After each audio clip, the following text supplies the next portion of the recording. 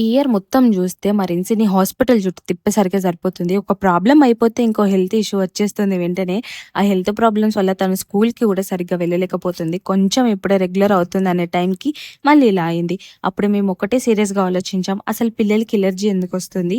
మళ్ళీ ఎలర్జీ రాకుండా ఉండాలి అంటే పేరెంట్స్‌గా మనం ఏం జాగ్రత్తలు తీసుకోవాలి అంటే ఒకటే ఫ్యామిలీ అయినా సరే అందరికి సేమ్ సోప్ యూజ్ చేయకూడదు అని చెప్పారు. కిడ్స్ స్కిన్ చాలా సెన్సిటివ్‌గా ఉంటుంది. పెద్దవాళ్ళు యూజ్ చేసే సోప్స్ వల్ల సమ్‌టైమ్స్ ఎలర్జీ రియాక్షన్స్ రావచ్చు.